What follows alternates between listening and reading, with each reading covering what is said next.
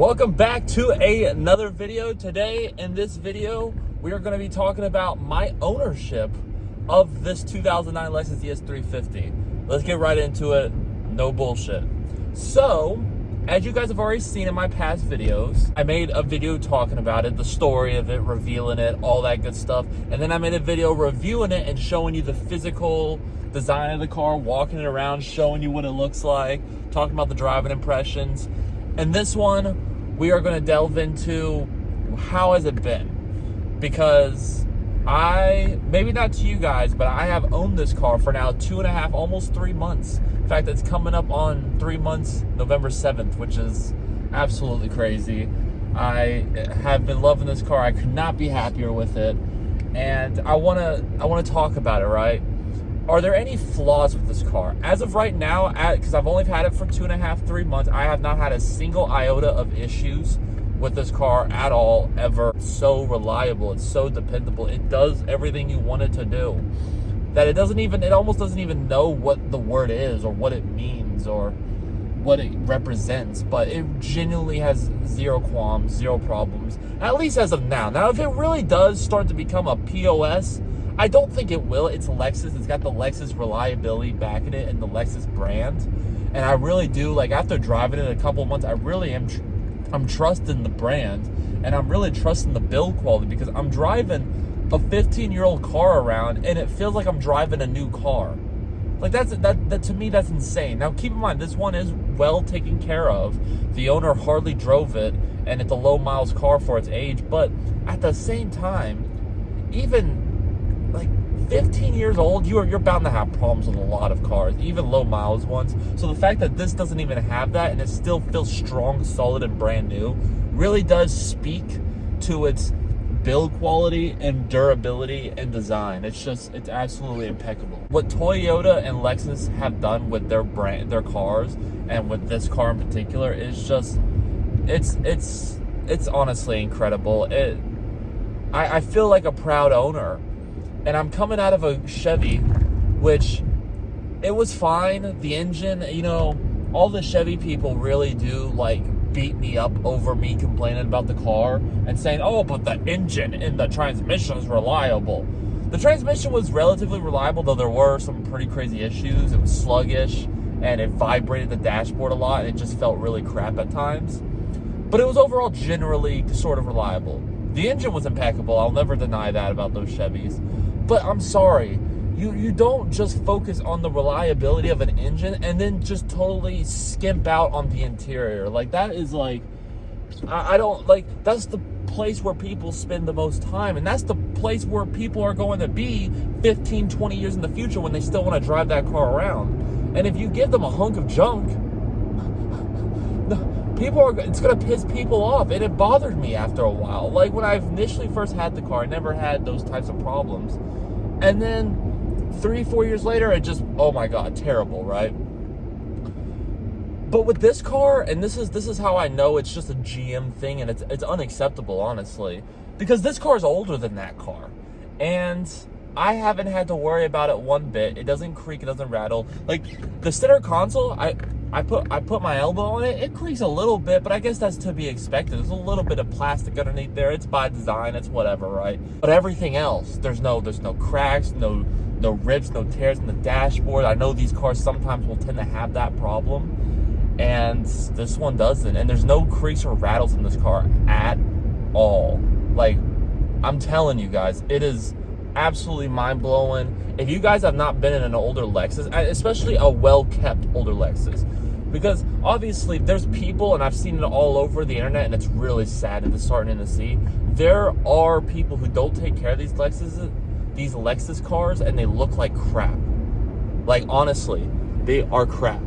At the end of the day, you really do have to take good care of these cars, because ultimately they are going to take care of you if you take care of them. And yeah, like any car, like, if you don't take care of these cars, they're not going to take care of you. There are pretty beat up Lexuses. There's people that just think, oh, I'm never going to take care of them. I'm never going to give them a paint correction. I'm never going to ceramic coat them or wax them or clean them or keep up with them. and they just beat them into the ground, let them be dirty, stay dirty, and then shit starts breaking and falling apart. Yes, that's going to happen with these cars if you don't take care of it. But if you give it normal maintenance, common sense maintenance, wash the car inside and out, oil changes, fuel up the car. I mean, like, things like that, this car will run forever and look pristine forever. And you can find the ones that are in good shape. But if you find the ones that are in good shape that are this age, and even some cases that I found were older, I drove a 20-year-old Lexus ES350.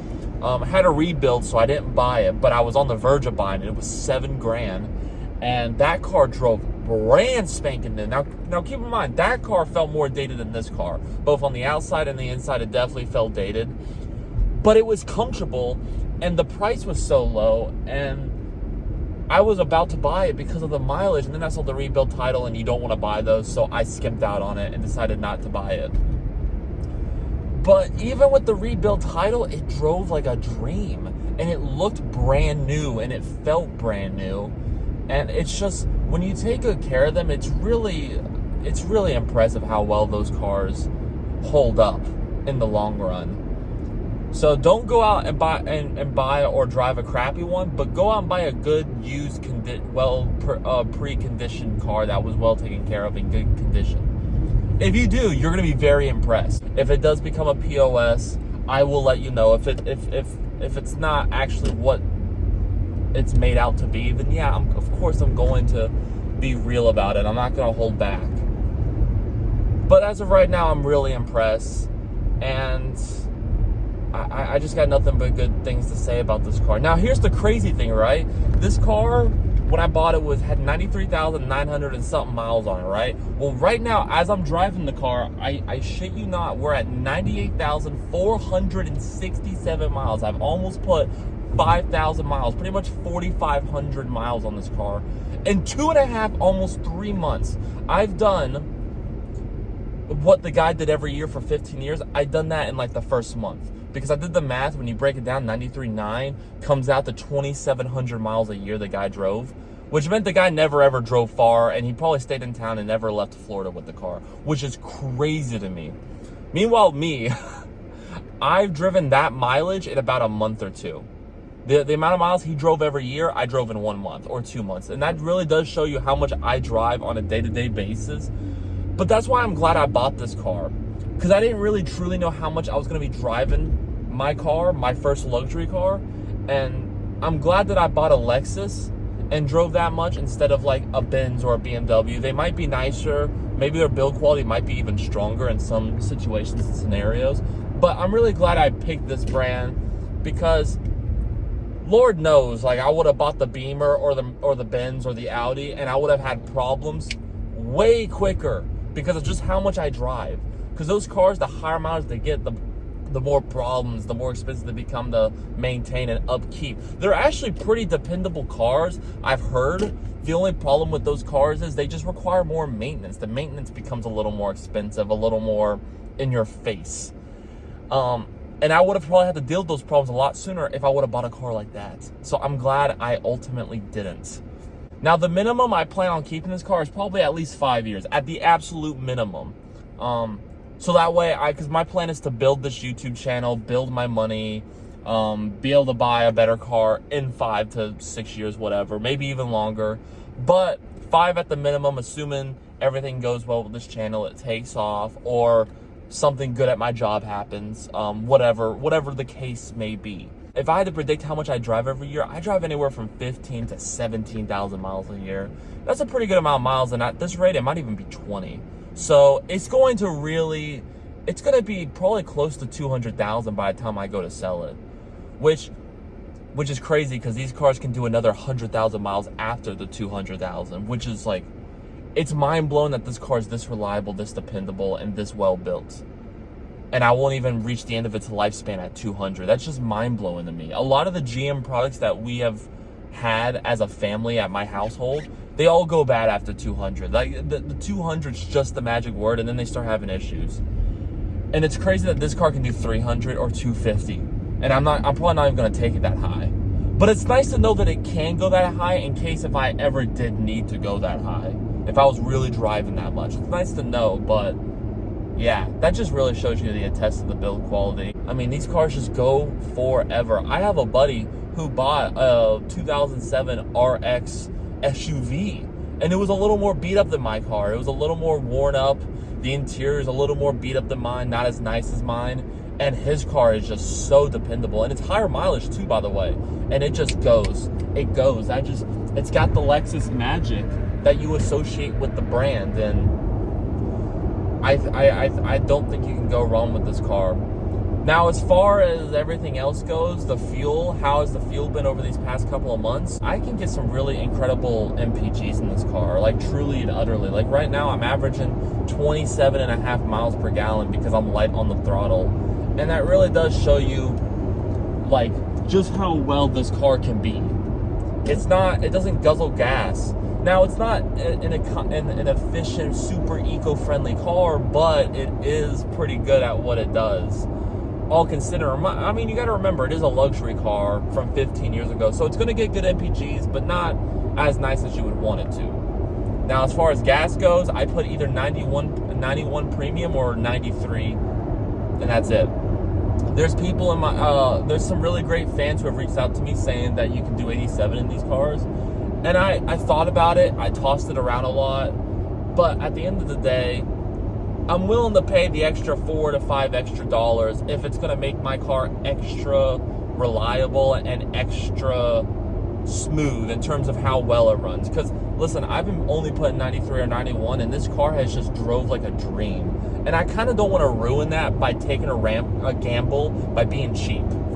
I'm kind of leaning on that type of crowd where I just don't take that risk. I think it's going to do me better in the long run, and also not just me in the long run, but for the next owner of this car, because there's going to be someone who will buy this off of me at 200,000+ miles later, because these are one of the few cars you can buy high mileage and not have to worry about, and you can beat up on, and you can enjoy still at that level. So I want to take good care of it for the next owner, and that's what I plan on doing. I'm going to make this as pristine and as nice as I can for the next 100,000 miles. And hopefully at 200,000 miles, I'll have taken such good care of it that it will still look the exact same way it looks right now, but in 5 to 7 years with 100,000 miles on it later. And someone will want to buy it because of how nice and good it feels and is.